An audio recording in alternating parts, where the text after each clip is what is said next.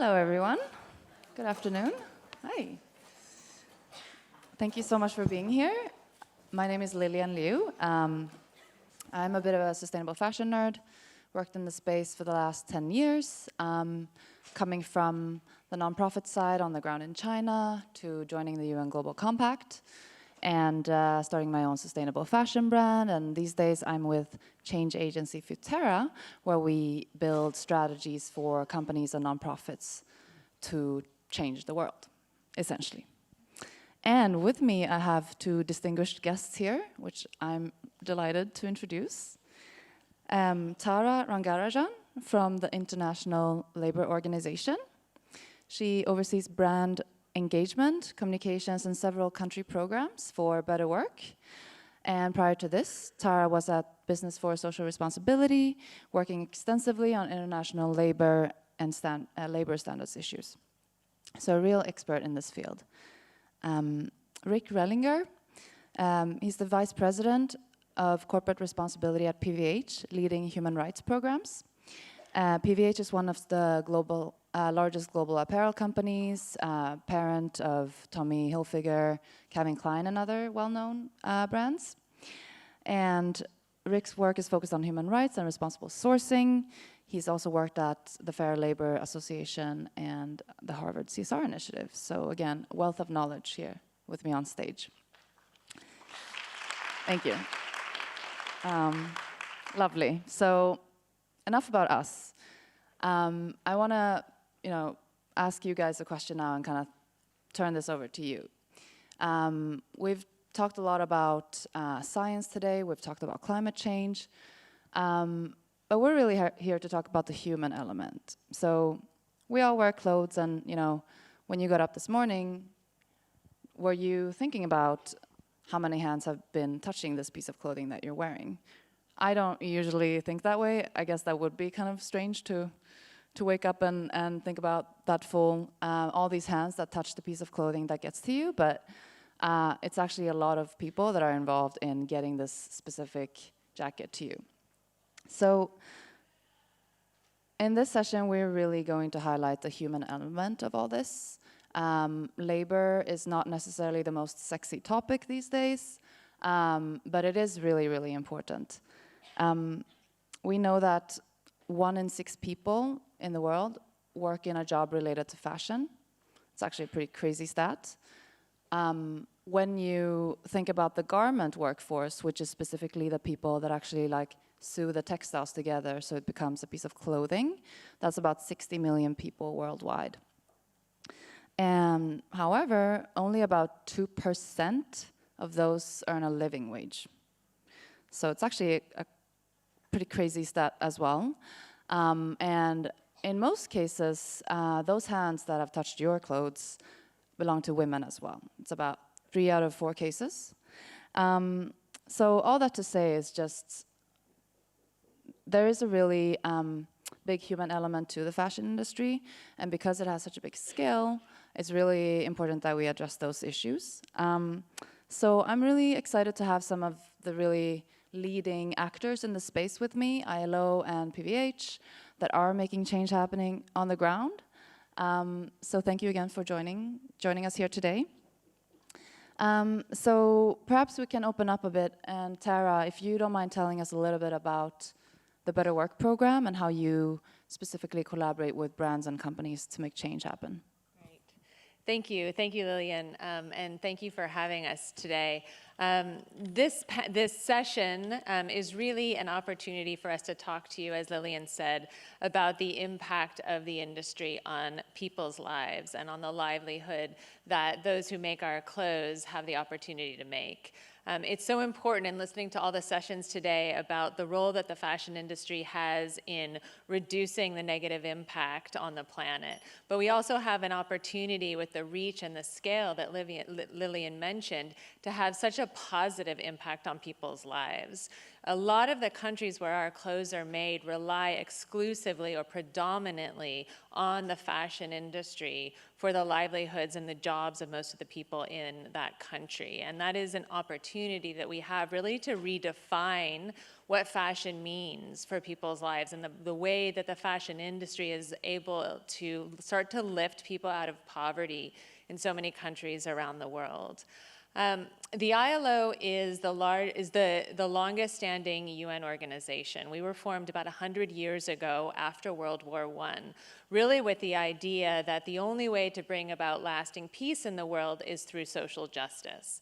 So the ILO came together and formed as an organization that has equal counterparts, governments, workers, and employers. And what we do today is bring all of those partners together to help create shared solutions to create decent work around the world.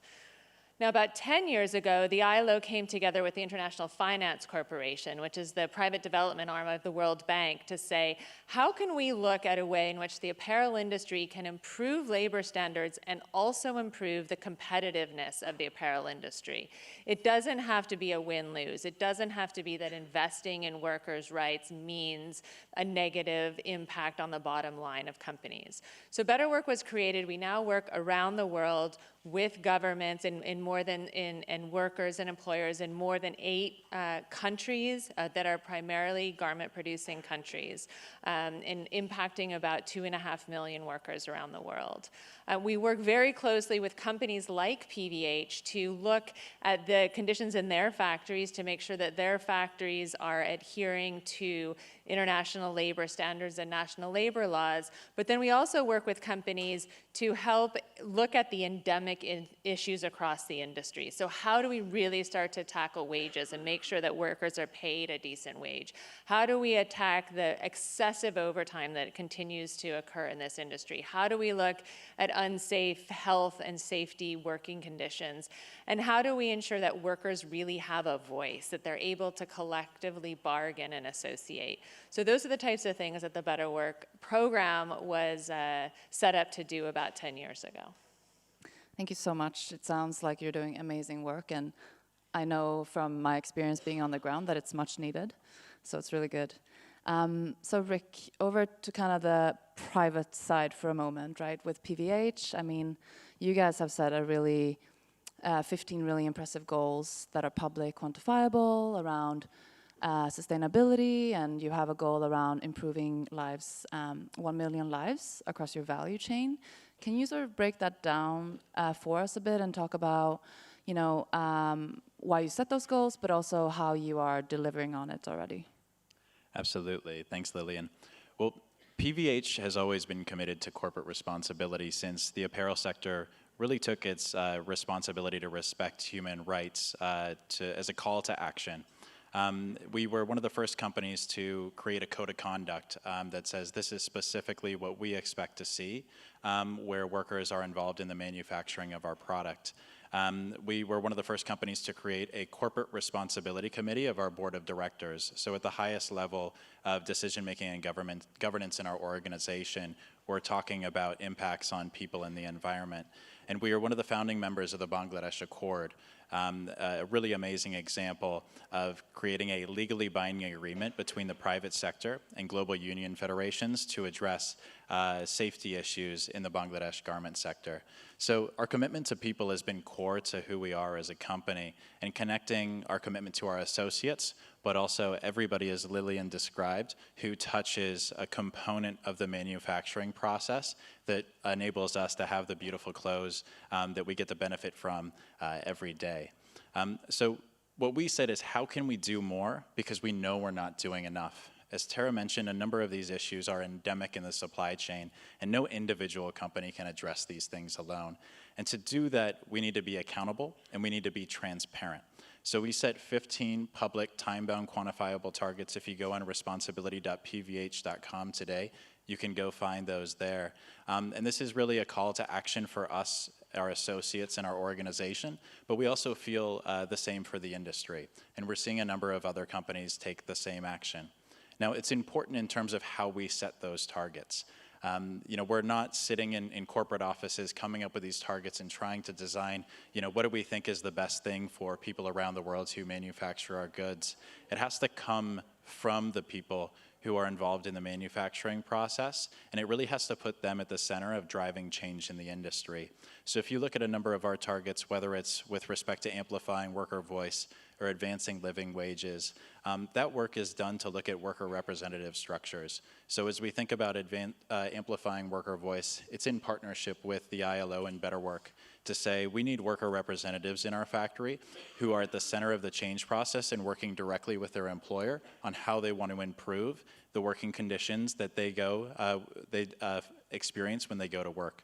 Similarly, with our commitment to advanced living wages, we've signed a memorandum of understanding with Industrial, the Global Union Federation, on putting workers at the center of the process at defining living wages by negotiating collective bargaining agreements at a national level. So I think the key to our targets and what we're most proud of as an American company is working directly with workers and worker representatives to enable them to drive the change and not think that we can drive all of the change from here in New York. It's amazing. Thank you. It's definitely not an easy job you have, so I understand how hard it is to get to that point. So, but I would also note it's a privilege to have this job too. Absolutely. Well said. So Tara, going back to you for a moment, from where you sit, obviously you work with governments, you work with industry. What do you think is really the sort of call to action for us here in this room, right? I mean, we need everybody to be engaged, and I know that, I don't want us to leave here today thinking that that was an interesting discussion, but, that's not my problem, and again, we don't experience necessarily the global supply chain in our everyday lives. So what is the one action or thing that we could do to engage in this when we walk away from here? Great, thank you. All right, well, I'm going to give 3. Great. You asked for 1, I'll give you 3. The first one is make sure you know where your clothes are being made.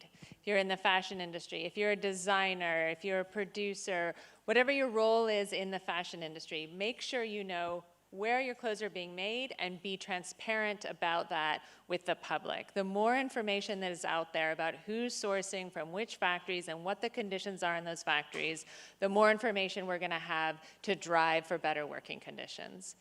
Secondly, find out what the conditions are in those factories and work with unlikely partners to make a difference. Don't just work in the industry. Reach out to governments. It's their job to protect their workers.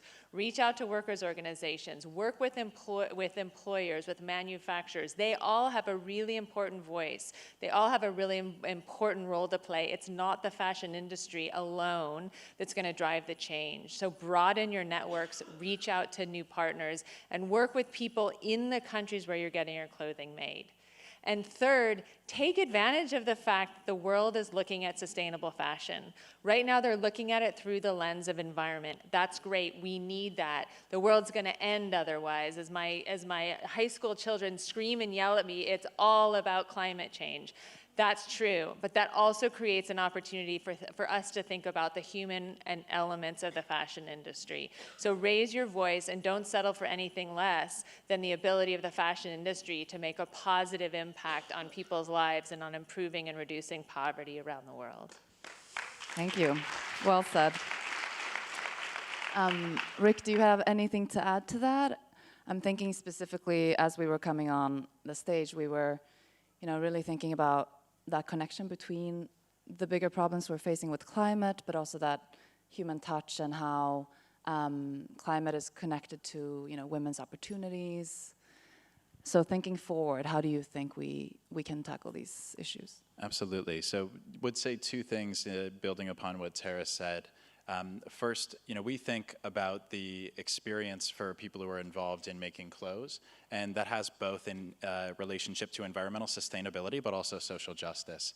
And if we're talking about our commitment to eliminate hazardous chemicals from our business and our value chain, certainly that's motivated by the fact that we want to ensure that there's no hazardous chemicals being polluted into the environment where our clothes are manufactured, but we also want to ensure anybody who's involved in manufacturing any of our products comes to work knowing that they're not going to be exposed to hazardous chemicals just for earning a wage to be able to support their family. So that connection between environmental sustainability and social justice is absolutely critical and something we as industry insiders should always keep front of mind.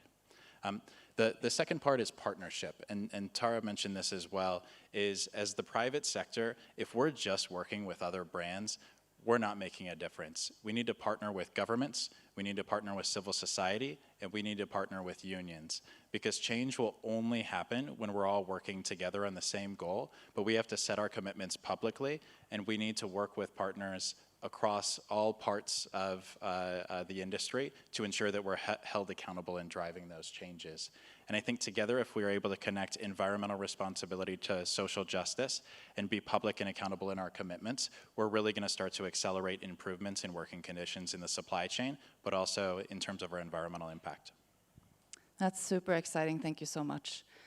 So I think we're hearing connecting both issues, themes, connecting people, partnering, and also asking the question, where is this coming from, and being very transparent, asking for information.